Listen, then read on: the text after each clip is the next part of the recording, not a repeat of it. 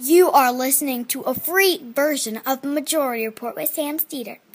To support this show and get another 15 minutes of daily program, go to majority.fm, please. The Majority Report with Sam Steeder. Wednesday, May 9th, 2018. My name is Sam Steeder. This is the 5-time award-winning Majority Report. We are broadcasting live steps from the industrially ravaged Gowanus Canal in the heartland of America, downtown Brooklyn, USA. On the program today, Trump sinks the Iran deal. Meanwhile, his personal lawyer appears to have been running a pay-to-play operation, servicing not only Russian oligarchs, but American ones and Swiss ones too. Meanwhile, Gina Haspel, testifying in front of the Senate Intelligence Committee at this moment, promises not to restart the torture program. Also, she's a liar and a torturer. Corporate opioid pushers grilled on the Hill earlier this week. One apologized. Primary day, not so good for Republican Congresspeople, but Dems still need an agenda. Kim Jong-un releases 3 Americans, and career diplomats implored Trump not to expel over 300,000 Central American immigrants to no avail. New York seeks a new attorney general and a prosecutor to investigate the old one. Oh, and incidentally, Trump hired a private spy agency to discredit the people who worked on the Iran deal just because.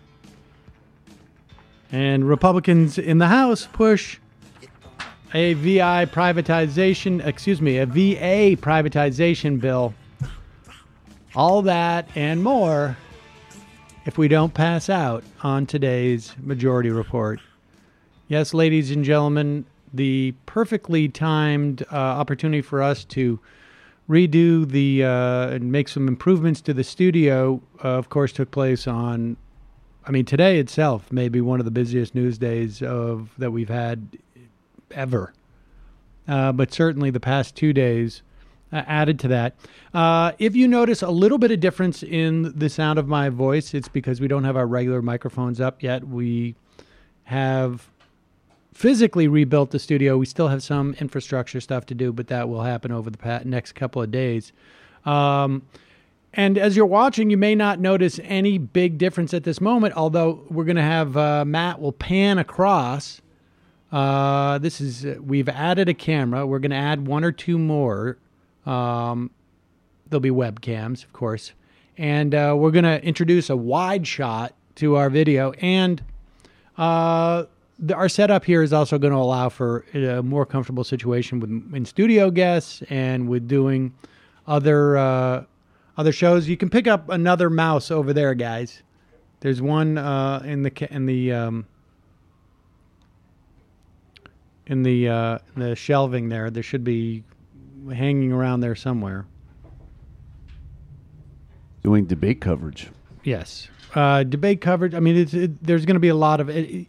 This setup is going to allow us to sort of build some stuff off it. And I want to thank George. I don't know if he's listening today, but we had one of the best set designers in the business, period. I'm not being this is not hyperbole.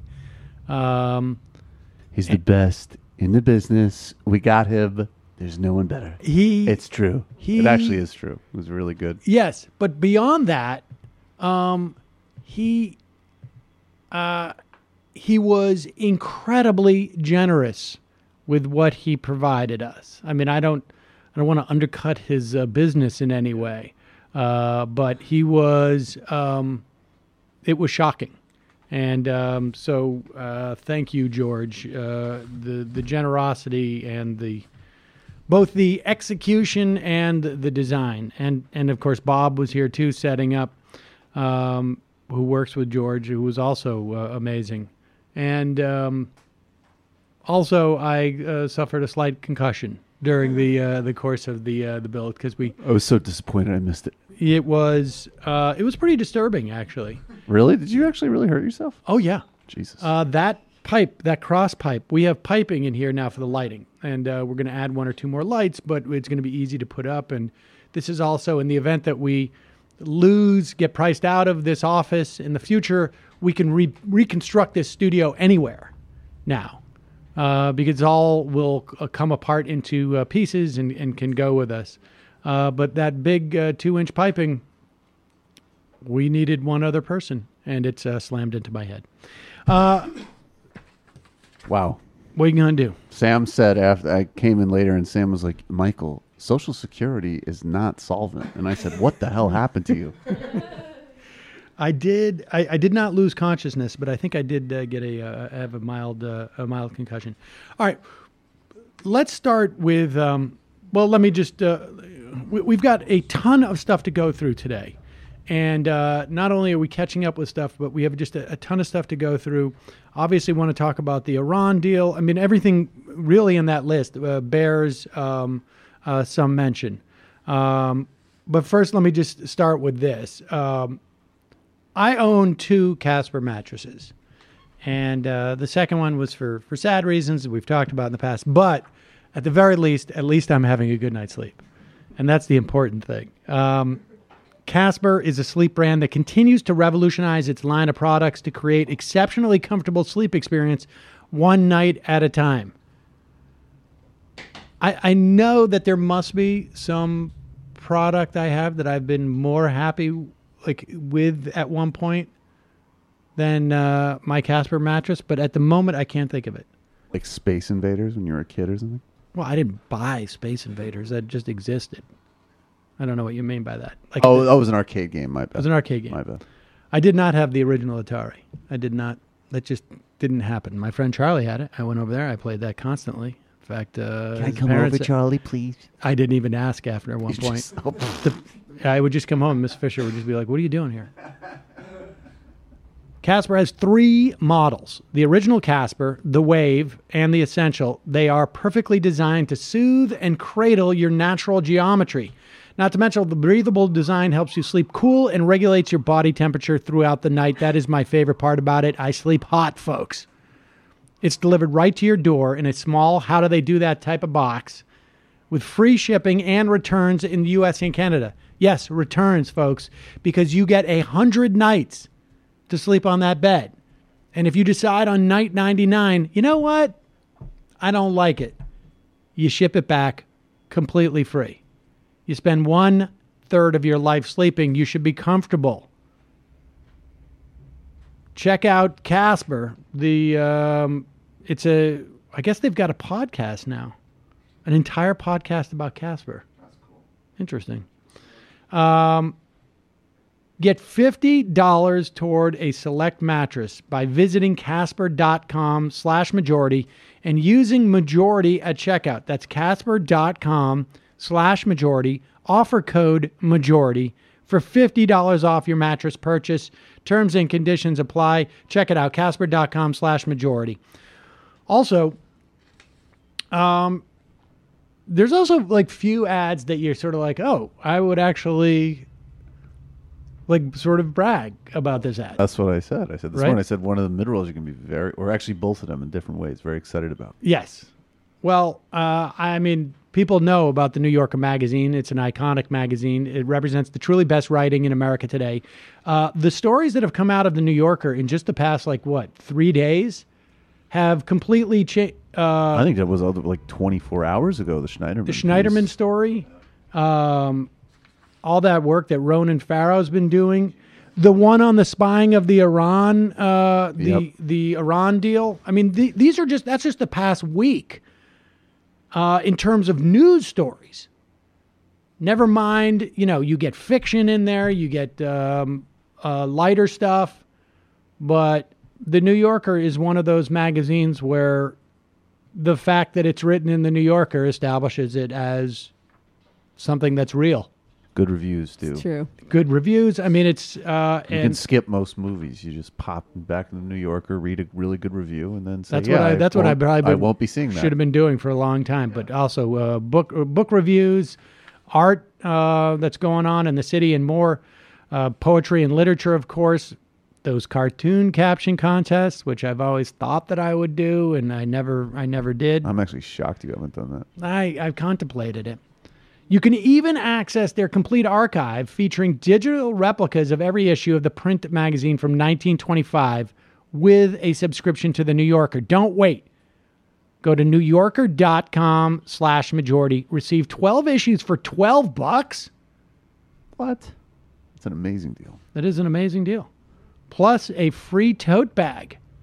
Enter my code majority to unlock 50% off your subscription. Get it delivered to your mailbox, inbox, or both by choosing between print, digital, or a combination. Subscribe to The New Yorker and read something that means something. That's 12 issues for $6. What?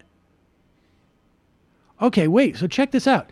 If you go to newyorker.com/majority, you'll get 12 issues for $12. If you put in coupon code majority, you get $6 off. Plus, you get a free tote bag. You're going to get a second subscription. When you go to newyorker.com/majority and enter my code majority at checkout. newyorker.com/majority. Enter my code majority at checkout. You will get $6 off. You'll get 12 episodes, 50 cents an episode plus the tote bag. All right. An issue. An issue. An episode? I do like episodes in The New Yorker. Episodes in The New Yorker. Each one is like an episode. All right, check it out. All right, let's get into this. Let's start with, let's go low to high on the Iran deal here. I mean, we'll get to the substance of this. We have been talking about this, the potential for this for obviously a year and a half, and I think there are few things that Donald Trump, I suppose that, Supreme Court, judiciary, and maybe this deal are and there may be a couple other things, but that's basically it. When you're talking about destruction or problems that are created that will resonate well beyond this administration. Donald Trump could get struck by a bus tomorrow, and the damage that he has done in terms of the judiciary and the damage that he has done in terms of crashing this deal cannot be unwound. And we're going to see a series of cascading events and situations that are going to make just how problematic what Donald Trump has done evident. And hopefully one of those things will not be a full-on war. But this is going to ripple through for possibly decades. Probably decades. I mean, not just narrowly tailored to Iran, but also in terms of Europe and in terms of what we do around the world. A prospective deal with North Korea? Prospective deal with North Korea, but really, like, any deal. Everywhere. Well, any deal. Like, the idea that our system is such that a president could come in and with absolutely no justification, no support from his national security state, no support from allies, and reverse this thing on a whim because there's really no other rationale behind it. And of course, these are the same people who had endless tantrums about Obama's red line comment in Syria, even though he actually just had a deal that he negotiated with Russians on chemical weapons. I mean, whatever. The But hypocrisy is how can obvious. anyone get into, and we saw this with the Paris Accords, but this is obviously far more, the implications is far more significant. How can anyone make a deal with the United States if our system is such that a lunatic can get into office and then just start to willy-nilly reverse things? Like it fundamentally undermines not just our national security, not just our foreign policy. It undermines the international modus operandi. I mean, for actually getting things done. It is equivalent in some respects, but actually worse, to a guy like McConnell going out and crashing the way that we pick Supreme Court justices. Except for in this instance, it's not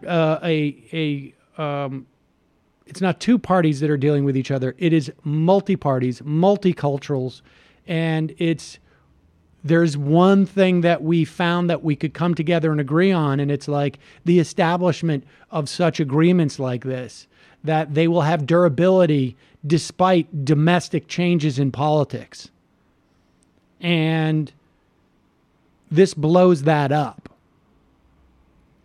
But we'll have more to say on this. And reports that supposedly Israel thinks that Iran is invading or attacking Israel via Syria, is just the...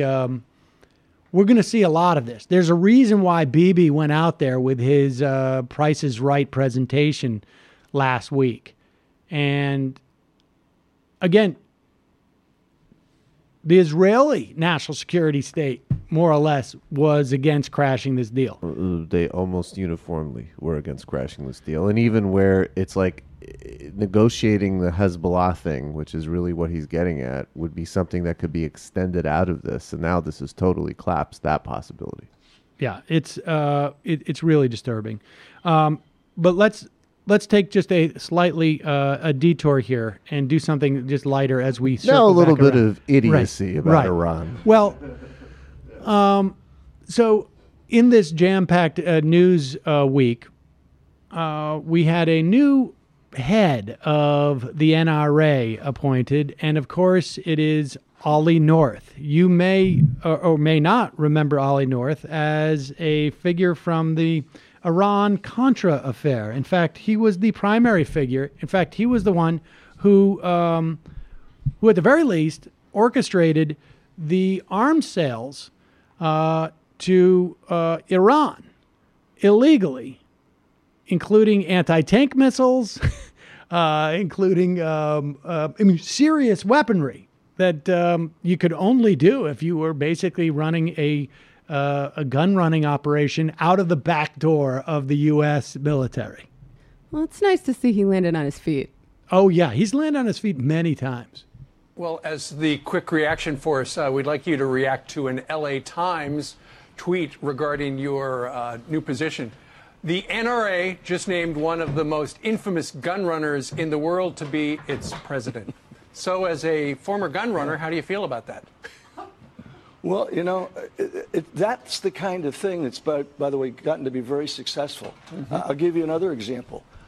The folks who are doing the disinformation campaign just don't say slanderous things like that about me. All right, wait, pause it. Wait, whoa. He's not answering the question. How does that make you feel that you're a gun runner? Oh, it's been very successful reporting history. Wait, he wasn't a gun runner? Is that what he's trying to say? He seems to be trying to avoid the entire question. Huh. I thought he just said that it was slanderous to say that he was a gun runner. I'm genuinely confused. All right. Hold on. Are we okay? Oh, good. Couple of hiccups. All right, hiccups. Continue. To do is starting asking questions of reporters to have them go and ask the NRA, are you really missing $10 million out of your accounts? Is it true that the NRA has lost firearms? Those are the kinds of things that, of course, our colleagues in the mainstream media are more than willing to ask. And the bottom line of it, it's a totally fictional story. Right. All right. And I'm not even going to grace. Look, everybody knows what I did back in the 80s. All right, pause it. Wait. So wait a second. There are stories out there that the NRA is missing $10 million of their funds and that they've lost guns too. We Googled that. We can't find any of that. It's all coded. Well, it's interesting. Apparently, they're getting questions about this, and Ollie North wants to go out and there might be like inauguration stuff going on, but I'm not sure if that's specifically what he's talking about here. It's very strange. Apparently, he's trying to get ahead of some reports out there about missing $10 million and a whole cache of guns. So you just air it? Just going to air this? You got to get ahead of the story. All right, so go backwards a little bit. Let's hear how he wraps this up. Arms. Those are the kinds of things that, of course, our colleagues in the mainstream media are more than willing to ask. And the bottom line of it, it's a totally fictional story. Right. All right. And I'm not even going to grace. Look, everybody knows what I did back in the 80s for our president. It was Iran-Contra. You weren't a gun runner. Absolutely not. All right. Right. And you're right. If people don't know this story, Google it because we're short on time. All right. Now let's talk about something. People should Google these it. mics pick up too much laughter with a clip like that. Jesus. They should Google it. People should definitely Google it. We don't have time for the actual substance of why we brought you on here. Oh, just play around with, death squads, Iran, cocaine, Contras. You could just a lot of Google exploring you could do with We've got to shut those windows over there. But that's pretty impressive. That I like how unapologetic he is. That's the way that he did it back then, too. I mean, I don't know if you're probably too young for those hearings. Were you even born during those hearings? I wasn't. Oh, geez.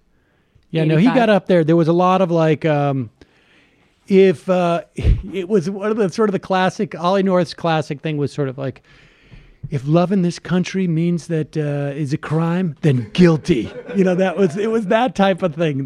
His whole testimony was basically just that after that after that. If using cocaine proceeds and money for illicit weapon systems to Iran gets funneled back to death squads that kill nuns for my president, well, indeed, sir. Yes, guilty as charged. And then does he go on? All right. Then they go on to ask him about just something completely unrelated to him being a gun runner. You weren't a gun runner. Absolutely not. All right. Right. And you're right. If people don't know this story, Google it. Pause it. I love it.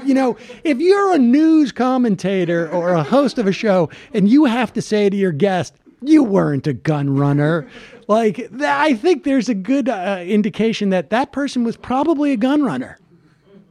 Go ahead. All right, now let's talk about something else you know intimately about, and that's the struggles with Iran really since 1979.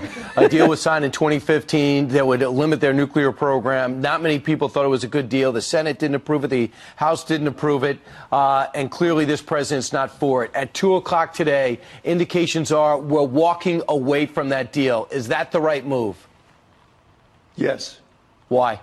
You want me to elaborate? Well, because the Iranians have been lying. Every time their lips move, they're lying. The Iranians were working with the North Koreans until just a few weeks ago on their nuclear program and their ICBM program. And the Europeans who simply want to keep things as they are for the trade value, the fact is, if we sanction them again, we ought to sanction anybody else who does business with them. That'll stop the Euros from helping to bail them out while they cheat on this program. Well, first off, this guy, that is all that we're doing. We don't have primary sanctions on them as a function of this deal. We have secondary sanctions that are explicitly, we will sanction European entities that do business with Iran. So that is exactly what it means to walk away from the Iran deal.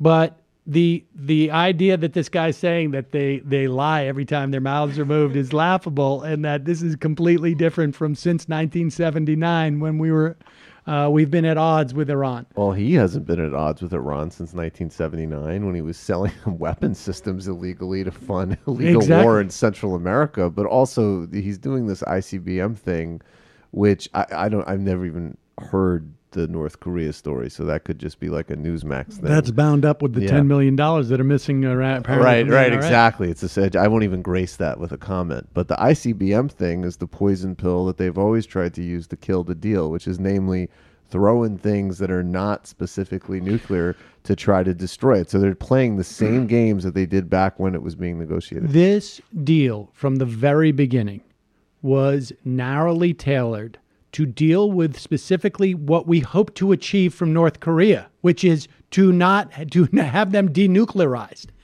And in fact, not only was it narrowly tailored by design, it was narrowly tailored. This was the suggestion from the Israelis at the time.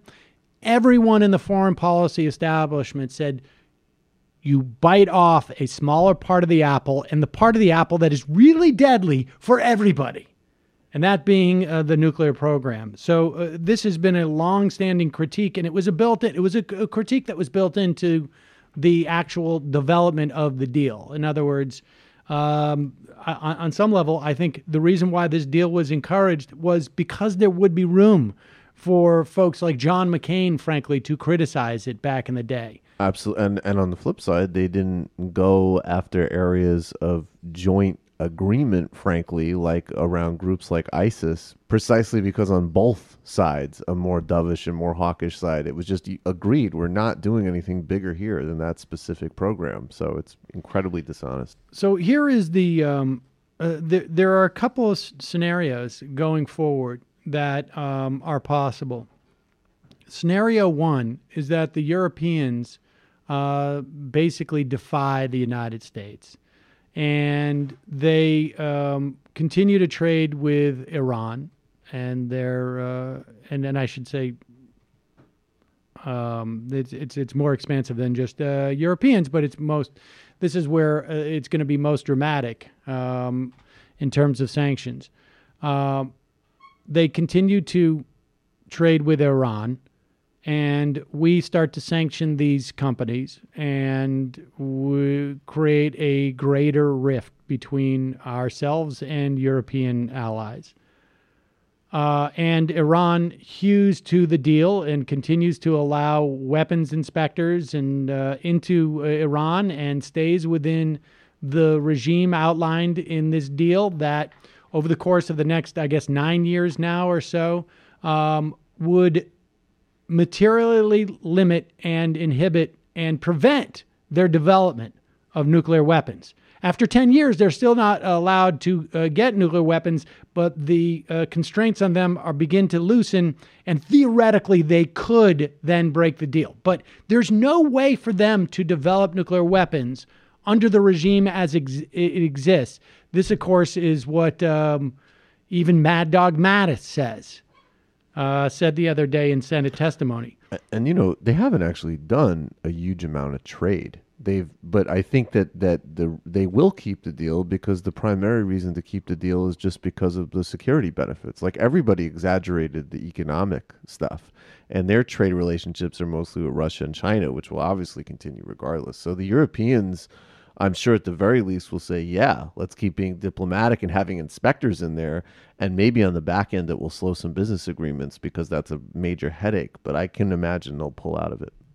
So the scenario you're talking about is where basically any companies that were planning to do business with Iran don't, but they reserve the right to do it. Exactly. They just don't subject themselves to American sanctions.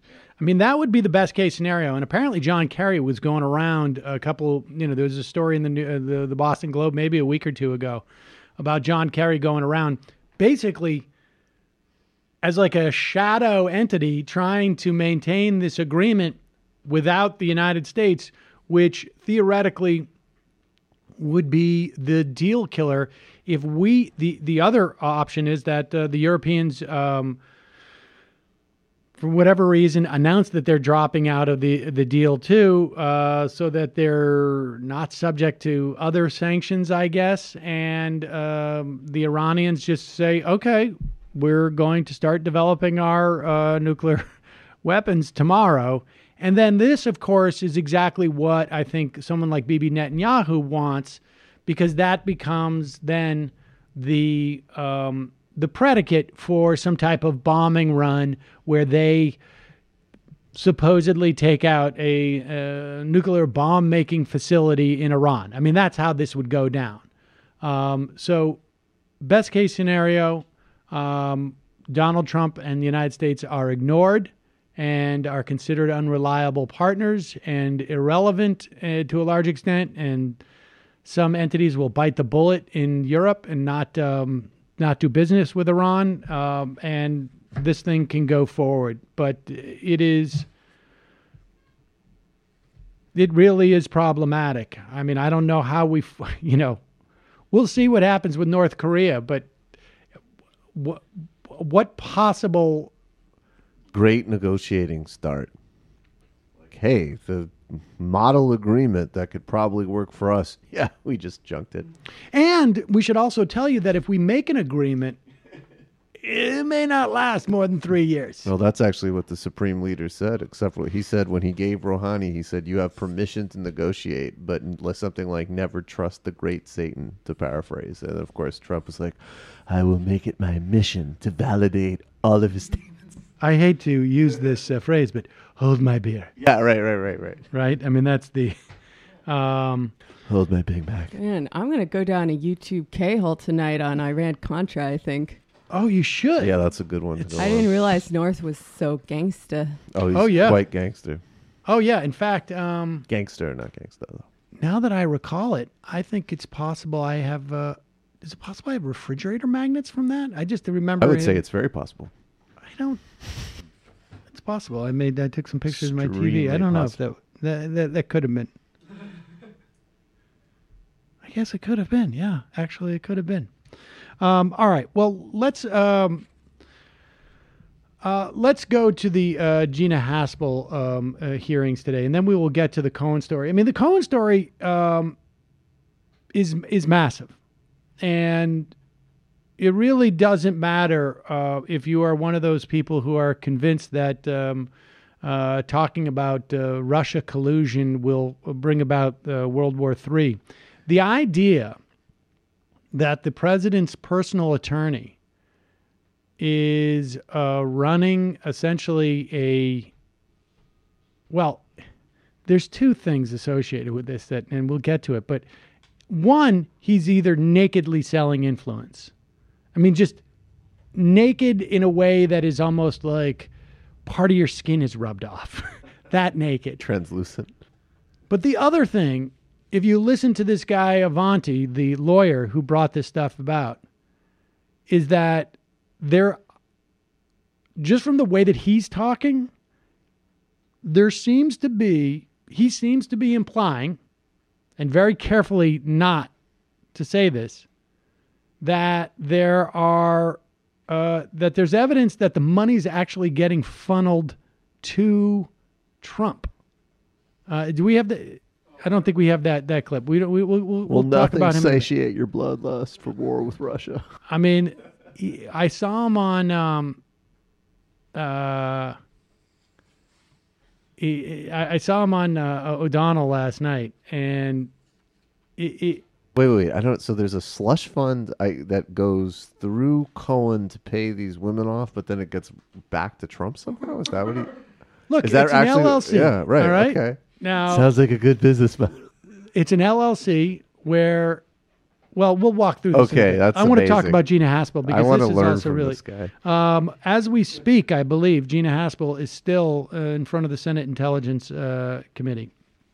Gina Haspel, as you know, was, and it's been reported, the Daily Beast continues to stand behind this reporting. ProPublica backed off it just a little bit. But she oversaw a black site in Thailand where there was multiple people tortured. And yesterday, Khalid Sheikh Mohammed, who I do not believe was ever at that black site, but may have been somewhere else, apparently, via his lawyer, wants to submit a 6-page statement that has direct bearing on Gina Haspel. Nobody knows what it is. They're going through a lawyer right now. Mohammed was held in black sites in Afghanistan and Poland. He was subjected to to waterboarding 183 times over 15 sessions. He was stripped naked, doused with water, slapped, slammed into a wall. given rectal rehydrations without medical need, shackled into stress positions and sleep deprived for about a week by being forced to stand with his hands chained above his head. He is requested to provide unspecified information to the Intelligence Committee. I don't know if we'll ever know what that is, but the committee started out with folks from Code Pink protesting. Here is a clip of that now.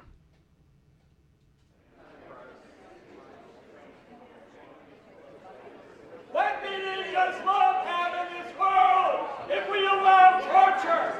What meaning does love have in this world if we reward torture? Those are the words of Sister Deanna Ortiz, who was tortured under the CIA. No torturers in the CIA have ever been tried. We are a country without honor. That's why we allow torture. We are trying to honor. Gina Haspel is a torture. Stop the torture.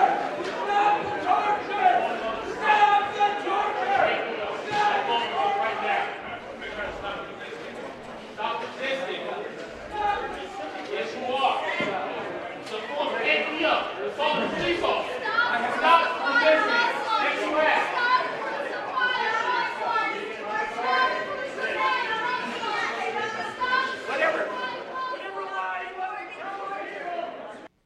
Yeah, so a lot of those Code Pink folks reminding some of the senators, hopefully, that you don't want to reward torture, which is almost laughable at this point. But let's go in and listen to it. One of the things that Haspel also was intimately involved was that she drafted the cable by her boss, Rodriguez, I think his last name was, I think it was Frank Rodriguez, issued to destroy the video evidence of their torture. And here is Chairman Burr, Raymond Burr, asking, is it Raymond Burr? No. Richard Burr. Richard Burr. Raymond Burr was an actor. Richard Burr asking Haspel about those torture tapes. Direct the destruction of the detainee interrogation videotapes. Can you describe for members your role in those events? Senator, yes, I can. In 2005, I believe it was fall of 2005, I was Chief of Staff to the Deputy Director for Operations, that is head of the clandestine service. The tape issue had lingered at CIA for a period of about 3 years. I believe the tapes were made in 2002, and over time there was a great deal of concern about the security risk posed to CIA officers who were depicted on the tapes. Those security issues centered on the threat from Al-Qaeda should those tapes be irresponsibly leaked. Mr. Rodriguez, who was the DDO at the time, the Deputy Director for Operations, has been very upfront and has made it clear on a number of occasions publicly that he and he alone made the decision to destroy the tapes. I would also make it clear that I did not appear on the tapes, as has been mischaracterized in the press. However, as Chief of Staff, and I believe like everyone at the agency at that time, we were extremely concerned about the security risk that was posed to our officers. We were aiming to do two things: to adhere to U.S. law, but at the same time reach a resolution that would protect our officers. There were numerous legal consultations over a period of years at the agency. Our lawyers were very consistent in saying to us that there was no legal requirement to retain the tapes, no legal impediment to disposing of the tapes. I'm not a lawyer, but I believe the basis for that judgment was the fact that there was a complete and written, detailed record of the interrogations. All right. This is incredibly disingenuous. First off, she's both wanting her cake and eating it too, right? I had no part in the decision. There was one person who made this decision. It was Jose Rodriguez. He was the head of the clandestine services. No one else involved in this. But we all shared the same feeling in terms of the rationale behind it, which, of course, is irrelevant if she had no part in it whatsoever. And the idea that there was no legal impediment to it is dubious at best. They didn't follow any of the standard procedures when they destroyed these tapes, which is when she drafted that memo, the standard procedure would have been to inform CIA lawyers that that memo was going out. They should have been CC'd on it. They never were. On that memo that called for the destruction of the tapes, that basically ordered the cable of their destruction. And in addition to having lawyers for Moussaoui asking for those tapes starting in 2003 for ongoing for at least 2 years before they destroyed them, there was also requests from the Senate Judiciary Committee to get those tapes multiple times. There was also a judge who was pushing for the release of those tapes in the trial of Moussaoui. The DOJ lied to the court, saying that the CIA didn't have those tapes or had been lied to by the CIA. The ACLU had a FOIA request that was in, and a federal court order that was ordering the CIA to turn over those tapes. And so they were well aware of what was going on. And here is Mark Warner hammering home that point, that it is beyond credulity that Gina Haspel was not aware that there was, at the very least, a congressional action that was going to compel them to hand over those tapes. I recognize the Vice Chairman. Thank you, Mr. Chairman. I'm going to follow up on the question around the tapes, Ms. Haspel. November 4th of 2005, then Senator Levin introduced legislation to create a commission, model on the 9/11 Commission, to look into the agency's treatment of detainees. 3 days later, you drafted the cable. 4 days later, the tapes were destroyed. Were you aware of Senator Levin's actions? And the timing seems very close to acting on behalf of potential congressional action. And in Mr. Morell's statements, there was comments that your superior, Mr. Rodriguez, was aware that 2 White House counsels, the Counsel of the Vice President, the DNI, and the DCIA, and the HPSI ranking member had all expressed opposition or reservations about the destruction of the tapes. So were you aware of those facts that Mr. Rodriguez was at least aware of, and were you aware of the actions of Senator Levin when you drafted your memo and then had the tapes subsequently destroyed? Senator Warner, what I recall were the security issues surrounding the tapes. I don't recall pending legislation. I just don't recall What that. about the issue of... Pause it for 1 second. The idea that she would not be aware of pending legislation involving those tapes is so impossible to even entertain as to be a joke. And the idea that it wasn't burned in her mind that, man, we got away with it. We were able to get those tapes destroyed just maybe weeks. I feel like if Chile was considering some sort of secrecy change, the CIA would know about it, so that if America wouldn't. Of course. If Namibia was, I mean, and this has also been a top priority of the CIA to deal with the fallout of all of these things over the course of all of these administrations. Well, let's reverse engineer this. Yeah. If her boss can order those tapes destroyed, then her boss is intimately involved in the making of those tapes. And if her boss is intimately involved in the making of those torture tapes, the idea that she would not be completely aware of legislation that implicates those torture tapes is just, at this point, this is when every senator should get up and walk out and go, like, if you're not going to be honest with us, we're not going to waste our time. Oh, no, we were trying to create data space. But we continue. The tapes, I don't recall pending legislation. I just don't recall What that. about the issue of all of the councils, the Council of the Vice President, DNI, Hipsing ranking member? The fact there was. Senator, I don't know if I was aware of all of those, but I knew there was disagreement about the issue of the tapes outside the agency, and that is why we were working toward a meeting with the then director to talk about those issues and how we address those concerns of people outside the agency. So I was working toward resolution within a process. But with that overhang, I know other members will raise this. And then we destroyed the timing tapes. Seems, I hope I can get some more clarity on the timing. Yeah, we were working towards a process to resolve it, and then we realized, let's just burn the tapes. Like, why would we make this Let's so just burn the complicated? torch We tapes. could just get rid of the Whoops, evidence. we can do that. So she acknowledges there was something going forward. And so the argument really is just like, I was just following orders of my boss. Should dub her entire testimony with Richard Nixon voice. Exactly.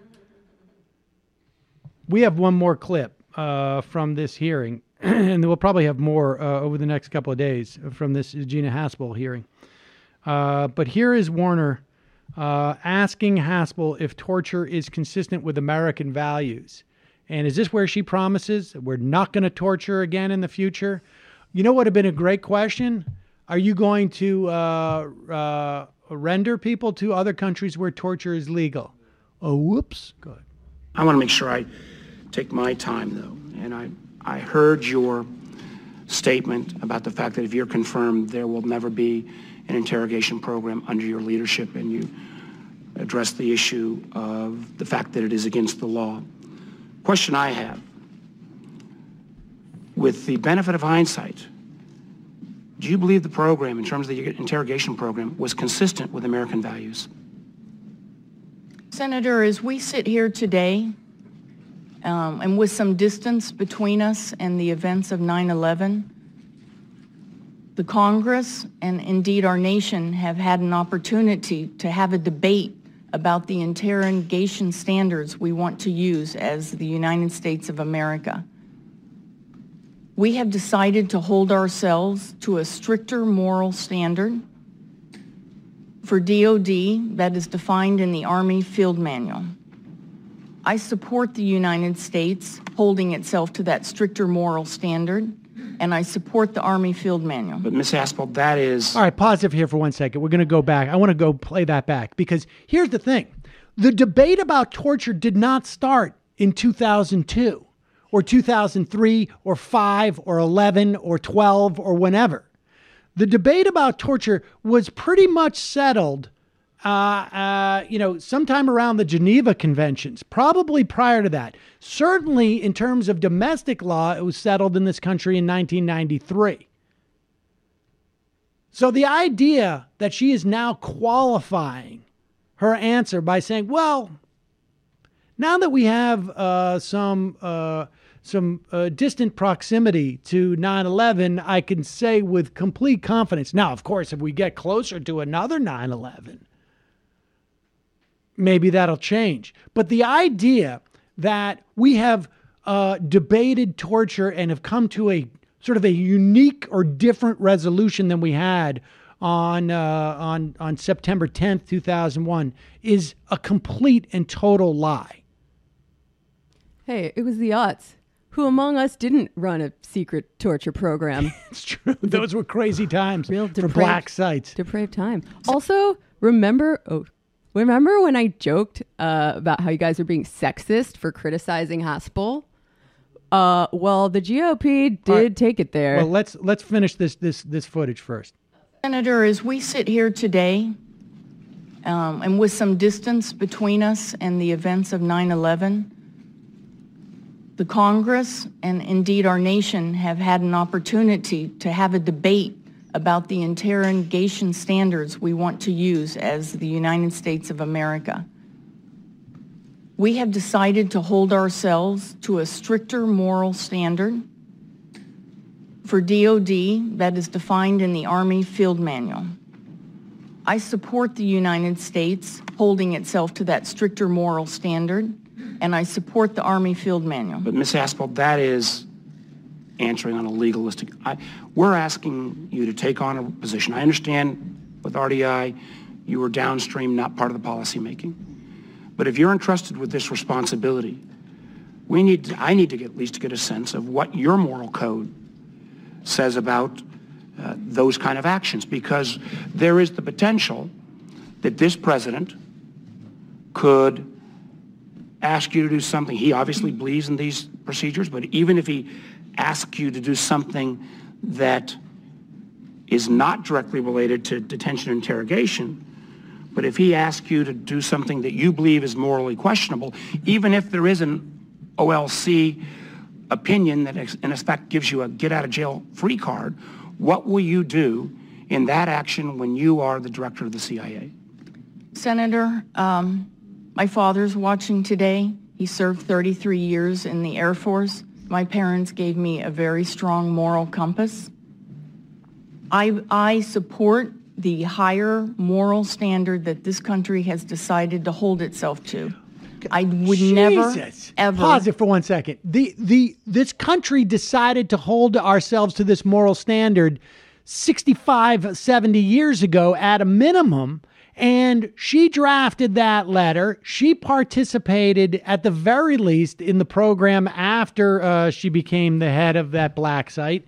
This is just such out-and-out lies. Also, she's being the opposite of legalistic. I mean, Warner said, you're giving a legalistic answer. No, she literally just said, I support the normative choice to hold ourselves to the standards of obeying the law. That's literally what she just said.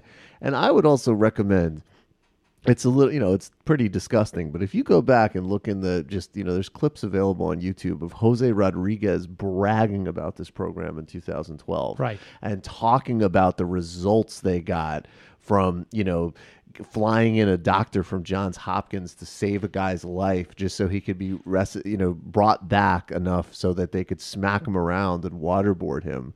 And, looking at his own history going back, actually, in fact, to Latin America in the 1980s. Like, I wonder about the history and practices of where all of these people come from. But that's just, even that he would say, like, even when he's trying to grill her, like, I get you're being legalistic, when it's actually precisely the opposite is, I don't know. I'm not expecting anybody in this committee to even ask the rendition question. Moral standard that this country has decided to hold itself to. I would never, ever take CIA back to an interrogation program. First of all, CIA follows the law. We followed the law then. We follow the law today. I support the law. I wouldn't support a change in the law, but I'll tell you this, I would not put CIA officers at risk by asking them to undertake risky, controversial activity again. Wow. There it is. So it's a legal risk. They decided, and then they undecided, and then they changed their minds, But they used this against Obama when he first came in some of the first meetings with CIA people. They were like, if you don't give us legal cover in general, like, we will literally sit on, even things that are non-controversial, essentially. Like, we're holding you hostage to the process of even beginning to hold us accountable for anything. I will say, too, the reason why Brennan could not become head of the CIA until the second term was because people, at least at the beginning of the term, cared about slightly torture. And that quieted down quite a bit, I guess, down, in terms of both Democratic senators and sort of Democrats in general. But this is the problem that you have. This is the problem that, I think people at that time also said, it's one thing. You trust Barack Obama, but what if a guy like Donald Trump became president? We weren't even saying that. We would say what about some real lunatic? I don't know. He named some idiot Republican senator. Yeah, can you imagine? Well, hey guys, torture aside, it's time for some girl power in the CIA, as per the official GOP Twitter account. Here you go. This is Jamie wrote up some stuff for the CIA to promote Gina Haspel. It's time for some girl power in the CIA. What else we got? Can we go back? No. Gina Haspel can help fix Jesus the CIA's Christ. gender problem. Yeah, because part of their torture regime, too, is also to basically squeeze the testicles of prisoners until they fall off, I guess. Maybe that's the... Yeah, take someone with a lot of girl power to do that. No, that actually was part of it. They liked women administering beatings and desecrating the Quran because it added the like. That's true. They loved playing that on the torture program. When I made that joke, I knew it was going to be about a few days before that happened for real. So thank you, GOP. All right. Let's get into this Cohen stuff. I know we're going a little bit late here, but let's do this now. Back in, when was this? January 25th. I was on Chris Hayes' program, and we were talking about Don McGahn, but I guess it had been a couple of months since the Stormy Daniels story had come out. Maybe a month, right? I think like 2 or 3 weeks, maybe. Oh, 2 or 3 weeks? Okay. Yeah. So the Stormy Daniels came out, and it came out like following Steve Bannon's ejection from the White House. And to me, I found the whole story sort of puzzling because who really cares that Donald Trump had an affair with anybody at this point? Why would that resonate in any way? And I think subsequent to this appearance on Hayes, it occurred to me that maybe this was really about a prenup that Trump had with Melania, and that proof of it would cost him a lot of money. There must be some standard in this prenup. But in terms of hurting the Trump administration, this was my theory in January as to why we knew this information a year and a half after the event happened and at a time where it was really largely irrelevant. There's a lot of things that are coming out that are old news, right, over the past couple of weeks since Steve Bannon has been basically cut adrift. The Stormy Daniels thing... You seem to have a theory. Well, look, there's a purient interest to the Stormy Daniels thing, but there were 11,000 LLCs that were established on the day that the one that paid off Stormy Daniels did. Somebody tipped those reporters off, and why they got this tip? Oh, that's a good point. You're not. You can't just go like, sort through the paperwork. That would have taken. You need to be looking for something. Great point. Great point. And so someone told them, about something that happened a month before the election, where there was already plenty of evidence of this relationship from an interview from years before. Right. So there's something that's still out there that is associated with that payment that it was in someone's interest to have the press report on. And it turns out that that LLC that was formed in Delaware on that day was not just about paying off Stormy Daniels, but ended up being some type of like large conduit for a lot of money. It's a business. Here it is. Here is Cohen's LLC. Can you expand that again? All right, so you have Michael Cohen at the in October of 26th, October 26th of 2016, he has to loan himself money because this entity has no money. He has to get a home equity to pay Stormy Daniels, but within 2 months, right, October 26th to January of 2017, money starts flowing in. First from Columbus Nova, which apparently is the American agent, if you will, for a Russian oligarch's hedge fund investing. Nice. Then money starts pouring in and starts flowing out towards Keith Davidson, who is an attorney, right? Is that the City National Bank? This is all flowing through Essential Consultants, LLC. Oh, it definitely seems essential. Super essential. Essential. By November of 2017, Korea Aerospace Industries pays $150,000 for his consulting. We Incidentally, make deal. they're on the verge of some type of like a $13 billion deal, I think, with the American government. Just hey, you know, stuff happens. then Novartis.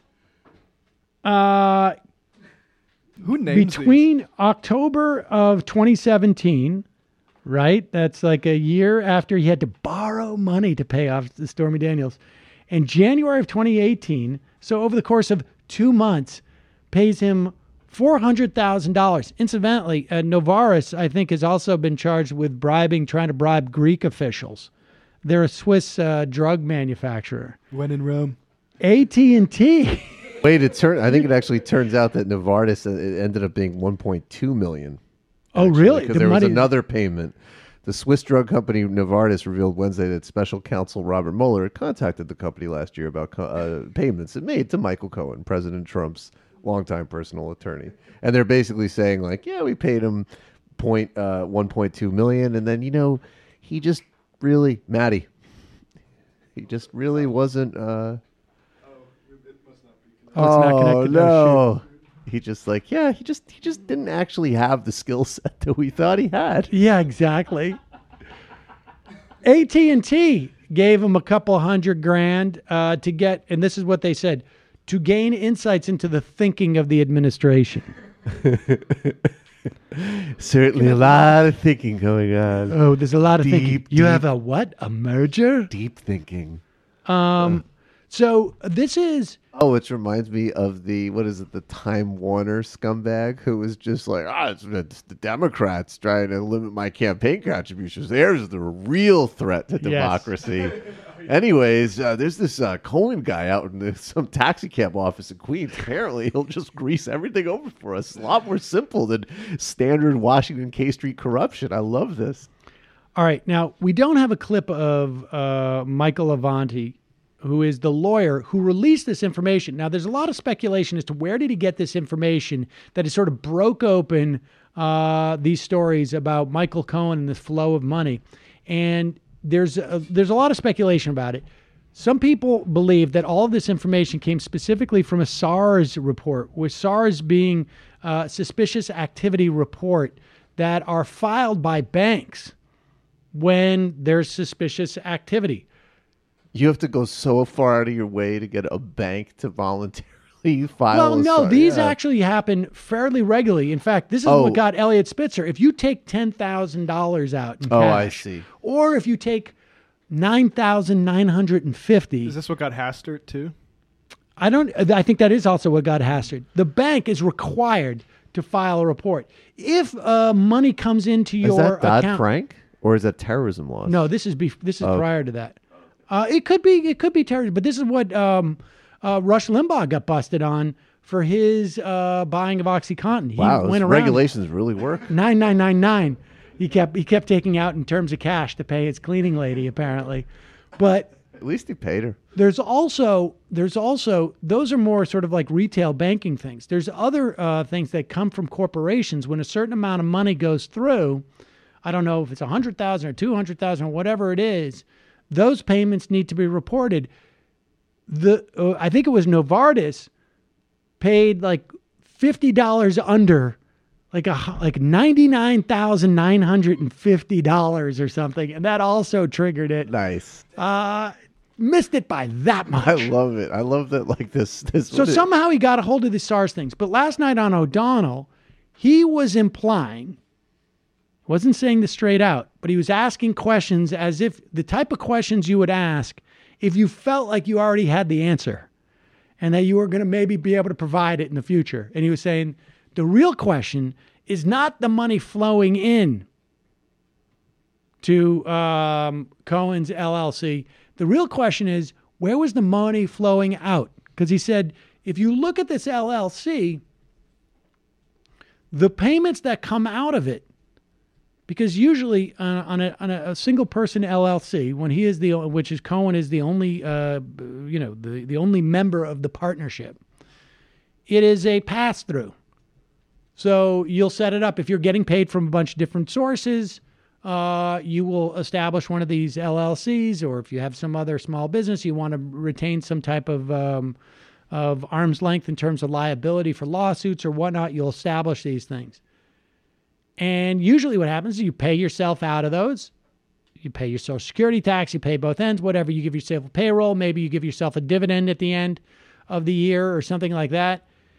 And that money does not add up to the amount of money that came in. So the question is, who's getting their cut? And Avenatti was just like, I don't know who it could be. But, Donald Trump's the type of guy who doesn't like people trading off his name without getting a taste. Right? And so, I feel like in a day, Trump's going to be like, of course I got a cut because I'm not stupid. I know how to do business. You're going to pay someone off and not get a cut? Yeah, why would you punish success? Yeah, or Giuliani go, of course he got it back. Of course he got the money back. And it's perfectly legal. Okay, here is Michael Avenatti on George Stephanopoulos' program this morning, basically saying to Cohen, hey, if there's no problem here, don't you think it's appropriate that you show us the bank records? Michael Cohen and the president can clear this up this morning very easily. Michael Cohen should release the bank statements from this account, this single account, from October of 16 until April of this year, so he can disclose to the American people what money was received or not received. Let's take what's been confirmed, though. ATT has confirmed the payments. Novartis has confirmed the payments. Columbus Nova has confirmed the payments, although they said it had nothing to do with Russia. What is illegal about that? Michael Cohen, attorney for the president, close to the president, sets up a firm in Washington, D.C., gives strategic consulting advice. What's wrong with that? Well, wait a minute. We don't know what advice he was giving. Here's what we do know. Each company has given a different reason for retaining Michael Cohen. Real estate, business consulting, Renaissance healthcare man. Consulting, the list goes on and on. Michael Again, Cohen. but nothing wrong with any of that, correct? Maybe there may in fact be something wrong with What it would that be? for the following reason. He's not a registered lobbyist. He hasn't made required disclosures relating to lobbying activities. Depending on the fact, or if AT&T said he wasn't lobbying. They didn't hire him to lobby. Well, what'd they hire him for then? Vision. It's unclear, right? Clearly, it's unclear. In fact, the more you dig, the more stories we hear from these companies. Here's the other problem. If he's taking money from a foreign national, that could pose a significant legal problem for him as it relates to taking dollars from overseas companies, et cetera. So we don't know where this ends, but it doesn't smell right, George. You said could right there. What we heard there from Vexelberg and from Columbus Nova is that he did not have anything to do with the hiring of Michael Cohen. This was not his money. All right. Well, any evidence to the contrary? Yeah, we have significant evidence to the contrary. Let me say this. We haven't released all the evidence that we have. I think any claim by Columbus that they have no ties to Renova, no ties to the hiring of Michael Cohen. Well, no, but they also tried to claim last night that they had no ties to Renova, that they're a completely separate company, unaffiliated. We know that's not true. I think there's 45 SEC filings where the two companies are linked. George, look. Something doesn't smell right. And if it's above board and there's no improper conduct, Michael Cohen should release the bank statements and the bank records for the American people to see. And if there you go. Guess what Michael Cohen's not going to do, ladies and gentlemen? Says who? Yeah. Says who? Says who? A lot of times, companies will just randomly find a lower tier law school lawyer who represents gangsters in Queens and just say, I just like your energy. Why don't you come and just do a vision session with us for $1 million? Or right under the withdraw account for a SARS report. God, I hate SARS. Both kinds. I gotta say, the Asian kind and the bank kind. The worst. Both essential and necessary. That's what your company name should be. Says who? It wasn't Cohen. Was it Lewandowski that had the Sterling Cooper LLC? That was yes. Okay. Oh my God, are you serious? Yes. That was totally Lewandowski. He was just like, yeah, I'm doing like PR. Who does PR? Madman, dude. Trying to ask the president a question. I'll freaking dislocate your shoulder even if you work for Breitbart, freaking broad. These Cohen payments are dubious at best. Yeah, I think they're a little dubious. They couldn't even. What's amazing is just the way they are like the system of American corruption has become so bureaucratized and elaborate, and they're just taking us back to like the duffel bag era. I hope that we also have an equal amount of consternation about Novartis and AT&T paying him as a Russian oligarch. I mean, here's the thing. Oh, I would say more. This has been my contention from the beginning. We should be upset about Russian influence on our election, just as we should be upset about the influence of any mass entity on our election that clearly does not have the American public's interest in mind. And this is, man, I think every governmental decision that has impacted Novartis, that Korean aerospace company or whatever it was, the AT&T, these should all basically be investigated immediately. Immediately. Let me ask you this. Would you as a company, in addition to all the other business we discussed today, have any interest in a very lucrative U-Haul-based startup in the borough of Queens? We got, you know how fucking hard medallions are to get, my friend? Yeah, and I see no reason why yous, as the Korean airspace company, should not be involved in all aspects of travel. Crashing planes. Yeah, right. Perhaps you've heard about diversification. Very important not to keep all your eggs in one basket. No. You got this phone business. You got this other, like the TV business. What about some type of transportation? Now, correct me if I'm wrong. I was reading in the In-Flight magazine that you people have a real problem with people getting sad over there and jumping off of cliffs. Why could that not be applied to a certain, shall we say, insurance-based model with air travel? The AT&T thing really did re-whet my appetite for Avenatti on TV because it, like, when people were talking about this a new Red Scare, it's like, well, it's not communists this time, it's oligarchs. Yeah, it's oligarchs. So like, what is let's have one. It's amazing. Yes, like Russia, exactly. Russia is what Republicans want. They want a predator capitalist mafia state. It's an oil mafia capital state with a religious hierarchy that enforces far-right social norms. This is what Republicans want. It's crazy. That's also why it's not McCarthyism, because McCarthyism, it seems to me, was founded on the idea of like an ideology, like you were trying to stamp out an ideology. There's people in the State Department that are sympathetic to communism. There are people in the State Department doing meetings with Novartis for scam LLCs to pay off. Yes, exactly. What is the ideology that you supposedly have if you are supportive of the Russian government? Well, actually, maybe Putinism, in a sort of, if we're really, really elastic with that term. Is that really an ideology, or is it really just like money? It's just power. Yeah, it's just gangsterism. Yeah, that's it. I mean, some people seem to be a little confused still. A little bit. I see people conflating the old USSR with modern day Russia all the time. Yeah. But I mean, it's funny though, like both alarmists and defenders, and they're both just wrong. Yeah, it's weird. Pretty weird, guys. All right. Well, it's a very weird time, folks. We went late. We had a lot of news to catch up on. We still have a lot of stuff to talk about, actually. A lot of stuff. Avenatti keeps justifying his overexposure, though. I have to more say. AT&T stuff, Avenatti. Yeah, more AT&T stuff. That dude. He knows how to drip it, though. Like he's good at this. Oh my God, he's really good at this. I want that guy to represent me. I just need to figure out who to sue. That's probably what Trump's thinking. I'm going to sue everyone. Sue everyone. You're all going to be sued, folks. Don't make me hire Michael Avenatti to get you to become a member of the Majority Report. I will sue each and every one of you. You sure that people were using illegal logins to the premium content? Well, that is George, we're not going to release all the evidence we have. We need to get serious about IP. Right. Majority Report. Folks, it is your membership that makes the show possible. You can become a member by going to jointhemajorityreport.com. When you do, we say thank you by giving you extra content almost every day. We didn't over the past 2 days because We had some great interviews. And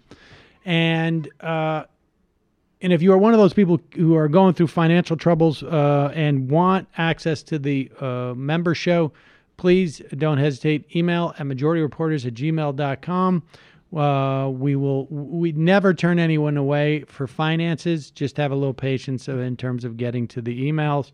Also, tonight is Wednesday, but it is it's TMBS Annex Day, right? Annex? Well, I don't get it. I'm going to do it yesterday. Oh, yeah. Well, Annex Wednesday. We just got pushed because of so actually there'll be a slightly new set design for TMBS tonight. But tonight, Glenn Greenwald and Julia Salazar, who's a state Senate candidate. Oh, nice.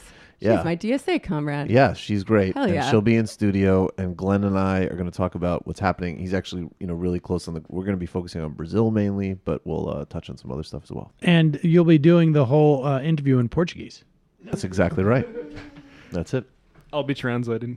I would love to do a tape with Matt as a I don't know why. I just feel like that would be very funny. And don't forget Antifada. You can find at patreon.com/theantifada. Indeed. We were planning to drop a new episode tonight, but maybe we'll move it to tomorrow so as not to compete with TMBS. Oh, that's so sweet. Aww. There's room for all of us. All right, folks. We'll take a quick break. When we come back, 646-257-3920 is the number. We'll be right back. You are in for it. All right, folks, 646-257-3920. See you in the I wanted to wait. Stop this because I wanted to. You were playing this. Hold on. We got an email from a listener, Hal. Hi, everybody. My 16-year-old son is often around when I listen to the Majority Report later in the day. He particularly likes the audio mix-up of the Sebastian Gorka quotes that you sometimes run prior to the fun half. We were running that. I was driving him home from high school yesterday, and our route takes us past a small wetland adjacent to a medium-sized creek. There were a half a dozen male mallard ducks swimming about, but no other birds we could see. We both commented saying things like, "Hi, ducks." We rode on in silence for a couple of minutes. Then my son spoke using his Gorka voice imitation. The alpha male go quack, quack, quack. Great stuff. That is so awesome. That's so cool. All right. DJ see you in the fun half. Danarchy. You are in for it. All right, folks, 646-257-3920. See you in the fun half.